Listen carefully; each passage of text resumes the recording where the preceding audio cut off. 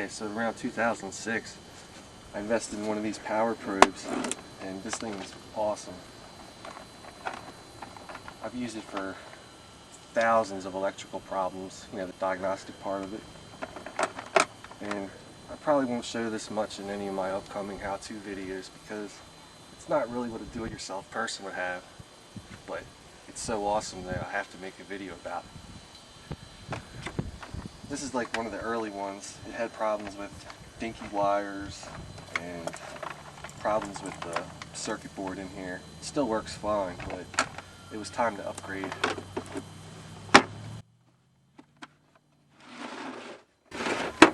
So I got this new one now. The leads are pretty beefy. Battery cable clamps are a lot more beefy. I mean, everything about it's just beefier. Now, when I fix stuff, man, I don't even go for the test light. I go for this. But again, you know, it's over $100 for this tool, so I usually don't try to show it when diagnosing stuff. Now, aside from just basic electrical test, the thing that this thing can do that your test light can't do is actuators.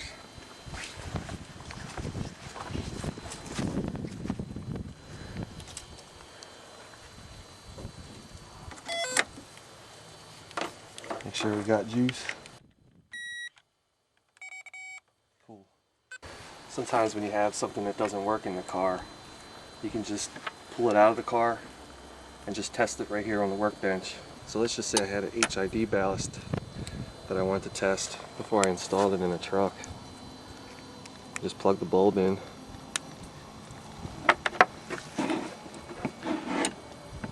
Hook the ground of the power probe up to one terminal of the ballast. And using this rocker switch, I can apply 12 volts directly to the ballast. 12 volt input.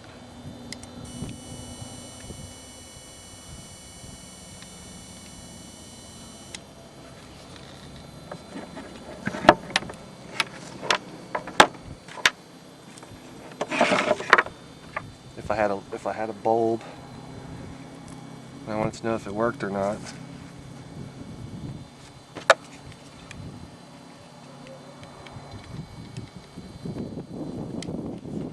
yeah, you could, I guess, if you wanted to test both sides,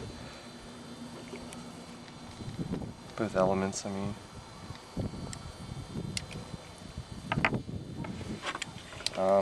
If I had a circuit board I wanted to test, I don't know how fast I can do this. I don't have my diagram with me.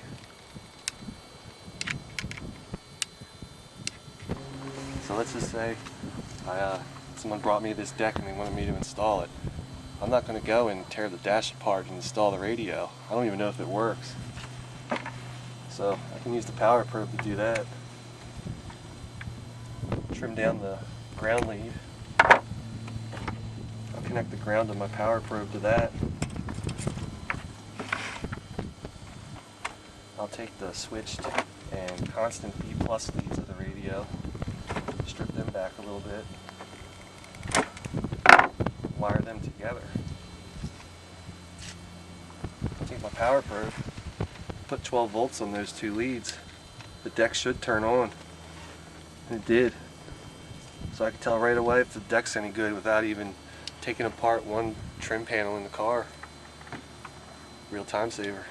Can also work as a 12 volt test light, you know, if you wanted it to. It'll light up red for positive voltage. Nothing big there, just like your test light would. Oh yeah, oh yeah, oh yeah. So if I had a horn that wasn't working and I wanted to test, you know, the relay output, you know, pretty easy. Oh, can't probe that without a T-pin. Put my T-pin in one of the cavities, because again, I don't want to shove this big tip down in there. That's my power feed side, so this one will be output. Let's see if we can make the horn work. Yeah, it's even got this LED light, which is pretty cool for like seeing in dark spots. It's also got a compass in the stock and this thing that tells time. It's got cool accessories that came with it. You don't have to hook it directly to the battery. You can go inside, plug it into the cigarette lighter, you know, get your power and ground right there. This kit also came with some additional things, piercing probes, you know, for getting stuff that's way up high in the dash you can't really reach. You just want to run a quick test on it. Pretty cool.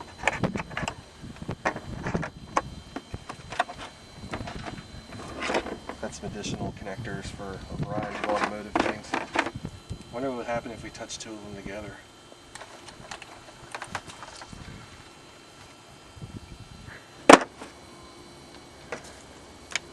Oh, it's even got this cool DVD.